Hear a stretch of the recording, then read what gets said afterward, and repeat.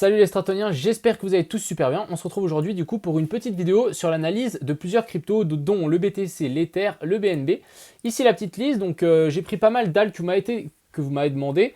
Par contre, j'ai pris celles qui étaient intéressantes. Les autres, je les ai vraiment enlevées, celles qui étaient intéressantes, etc. Je les ai mises là. Les autres, je les ai enlevées parce que je ne peux pas juste tout traiter. Encore désolé pour vous. Par la suite, je voulais aussi un petit message de prévention. Faites attention de ne pas cramer votre compte trading ou votre compte crypto maintenant. Ce serait une erreur vraiment de débutant. Surtout que le bull run n'a toujours pas, la deuxième phase du bull run n'a pas encore commencé. Je suis assez persuadé qu'on ira plus haut. J'espère que je ne suis pas le seul, mais voilà. On n'est pas à l'abri, encore une fois, je rappelle, de revenir chercher plus bas. Clairement pas, donc n'oubliez pas ça de votre esprit, on n'est pas à l'abri, le Bitcoin n'est pas votre ami, on n'a toujours pas passé la zone des 0,618, donc faites attention à vos portefeuilles, j'en parlerai un petit peu plus tard dans la vidéo. Sur ce, on est parti. Donc ici on est parti pour l'analyse du Bitcoin. Ici on peut bien voir que la zone des 0,618 n'a toujours pas été cassée.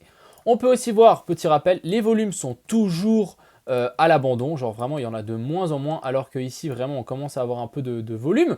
On a fait deux bougies en daily, donc vertes pour le moment. Très intéressant. Ensuite, qu'est-ce qui s'est passé? On est monté vers la zone des 50 000 et on s'est fait rejeter comme ici. On s'est fait rejeter vers la zone des 50 000. Donc, quelles sont la suite? Ici, on avait un petit triangle de compression ici en 15 minutes. Ici, on a vraiment piégé pas mal de monde. Hein. Regardez, la mèche qui sort en bas, on est remonté pour ensuite rechuter. Donc ici, gros piège qui s'est formé. Parfait, on a piégé les gens. Donc maintenant, on descend. On peut presque imaginer ici un petit Bart Simpson. Donc hop. Maintenant, quelles sont les prochaines zones assez intéressantes à tenir à tout prix pour le BTC? J'estime que ici on a formé un beau W. Ici, en plus, on a fait un creux plus haut avec un petit W à l'intérieur. Pour moi, W formé qui a été confirmé sur le RSI et sur le cours. Donc ça, c'est intéressant. Maintenant, ce que je voudrais voir, c'est une confirmation et qu'on revienne sur ces niveaux et que ça tienne. Et qu'on puisse vraiment rattaquer du coup cette zone. Et là, on pourrait estimer, ok, on fait toujours des plus bas, toujours plus haut. Ok, les bears, préparez-vous, on va vous défoncer. C'est vraiment ce genre de choses que je veux voir.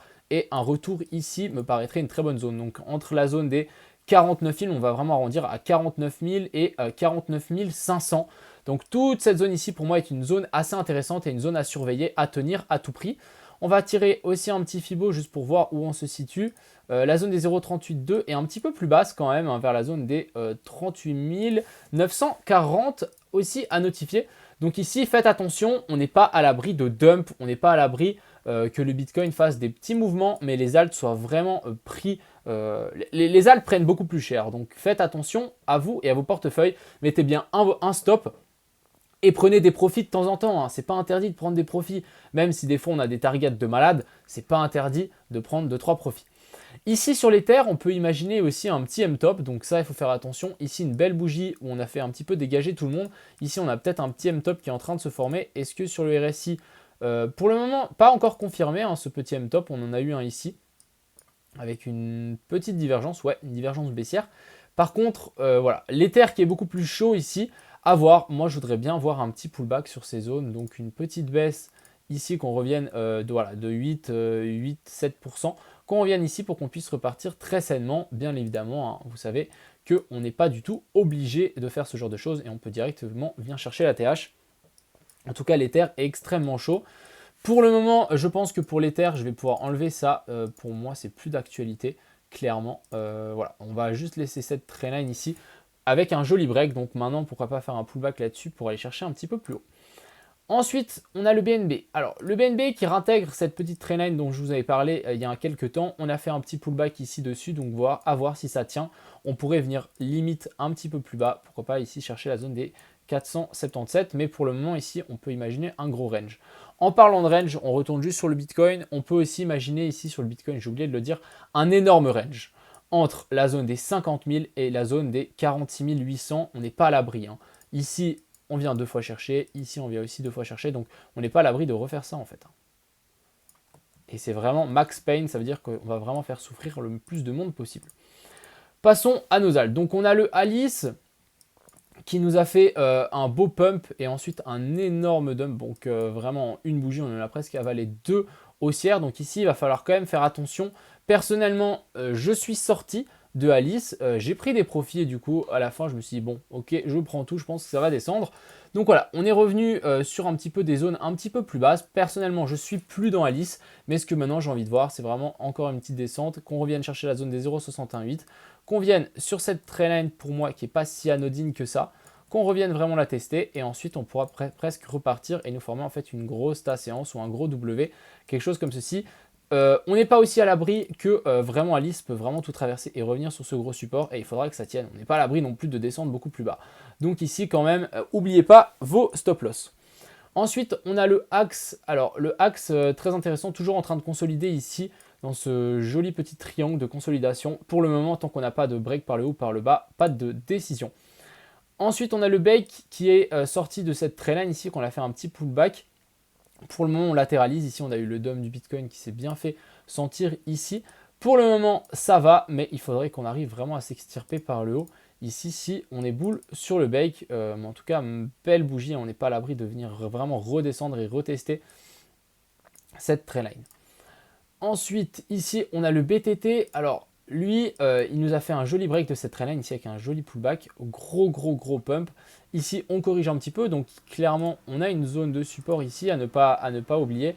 Et puis, on a aussi une zone de support un petit peu plus bas si jamais on y revient.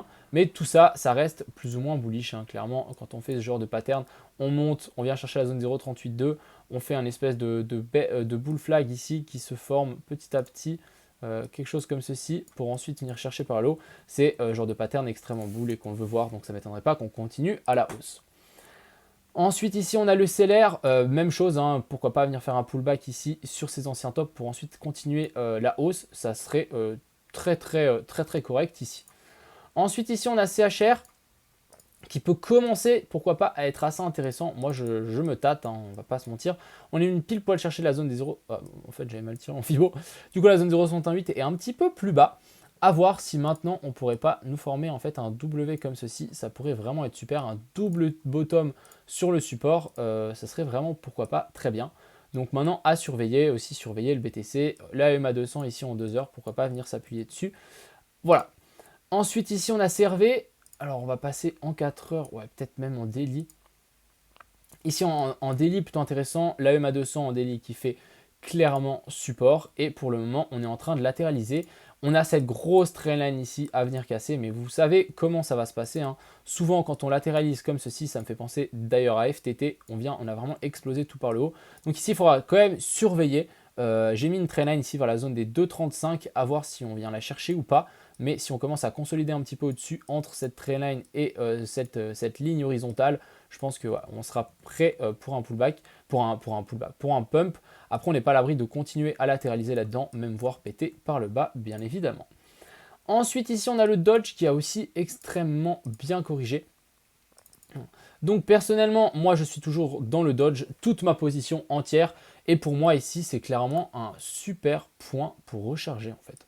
C'est un super point pour recharger. On reteste cette trendline, on reteste le gros W qu'on a fait là. Ça ne m'étonnerait pas qu'ici on commence un petit peu à stabiliser et qu'on reparte gentiment par le haut. Donc ça, très intéressant ici. Ensuite ici, on a S, donc ou Easy, comme vous voulez. On a cette trendline ici pour moi qui était clairement intéressant. Il y avait juste ça qui était intéressant hein, sur cette pattern. Voilà, on a fait un gros dump, on fait un pump, on latéralise. Je pense qu'on pourrait limite voir encore un mouvement haussier ici. Ensuite ici on a le farm, on va juste passer un petit peu, hop. Ici, alors on a le farm qui à mon avis va latéraliser ici, donc gros support hein, vers la zone des 242. Si on vient casser cette trendline, je pense qu'on pourra voir un nouveau mouvement par le haut. Ensuite, on a le hot qui est aussi cassé cette trendline. Donc ici, il nous fait un pullback. Pourquoi pas faire un petit pullback sur ces anciens tops, ce qu'il est en train de nous faire ici. Ce qu'il faut vraiment, ce que j'attendrai vraiment, c'est une petite consolidation en tout cas en bas pour pourquoi pas le prendre. On n'est pas à l'abri de venir chercher un petit peu plus bas, venir chercher cette trendline ici aussi. Donc il faut faire mine de rien attention et pas all-in ici. Ensuite, ici, on a ICP qui a tenté de nous faire un pump. Et bah non. Donc franchement, ICP, ça commence à devenir longuet. Personnellement, je suis plus dedans. Je vais vraiment attendre une vraie confirmation. Je vais presque même tirer cette trendline et je vais vraiment attendre casser cette trendline ici pour vraiment prendre position parce que là, ça commence à devenir un peu le bordel. Ensuite, on a le Lina. Alors, on va passer. Donc ici, le Lina aussi très intéressant. Hein. on est sur une belle zone de support avec cette grosse zone ici de résistance. Si vraiment on casse ça, je pense qu'on viendra chercher directement la zone des 0,12. Mais ça reste très intéressant, on peut pourquoi pas y voir une énorme séance en formation. Ensuite, ici, on a le Mina qui m'a aussi été demandé. Alors, le Mina, voilà. Moi, j'y vois en tout cas dumper vers la zone ici des 3,80, voire un petit peu plus bas, pourquoi pas la zone des 0,5, voire 0,618. Ça fait quand même beaucoup. Après, ici, on peut clairement imaginer, donc moi, j'imaginerais, voilà, un petit, en tout cas en 2 heures, on le voit plutôt bien, un petit bull flag dans ce genre de choses. Il faudra casser, du coup, par le haut pour que ça soit confirmé. Petite astuce pour les bull flags, on fait rarement de confirmation, donc quand vous voyez un bull flag et que c'est cassé par le haut, des fois ça vaut peut-être même le coup de direct rentrer. On a le SLP qui finit enfin par péter, donc après une news de CZ, très très intéressant. On revient et je crois qu'on a clôturé, ouais, on a clôturé au-dessus ici de ma trendline. Pour le moment, on est en train de faire un pullback dessus. Donc ça, c'est très très good. On s'extirpe de ce gros biseau. Donc maintenant, je pense qu'il y a clairement du lest à venir chercher. Il y a quand même un beau pourcentage. Les gens qui sont rentrés en DCA, félicitations à vous. Tout réside dans le mental, hein, bien évidemment. Donc les gens qui investissaient quand ça descendait, je sais qu'il y en a qui ont perdu un petit peu espoir. Mais des fois, ça paye. Et là, il y a quand même un 200% à venir chercher.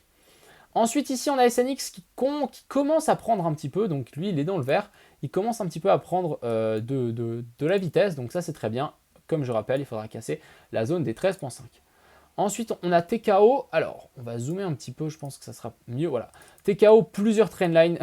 J'en ai tiré plein. On avait celle-ci, celle-ci, celle-ci. Et pour le moment, on est en train de revenir. Donc, à voir. Personnellement, je pense qu'on peut venir chercher un petit peu plus bas.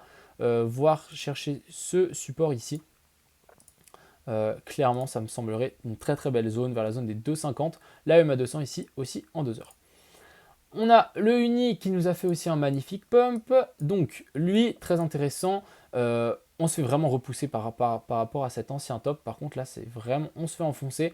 À voir maintenant si on vient vraiment faire un support vers la zone des 29. Pourquoi pas. Mais attention quand même. Ici, on avait une trendline sur laquelle on l'avait brisé.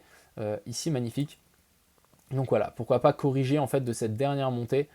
Ça le fait souvent, hein, on corrige la dernière hausse pour ensuite repartir sur de bonnes bases. Pourquoi pas venir chercher la zone des 27,7. Ensuite, ici, on a Xec.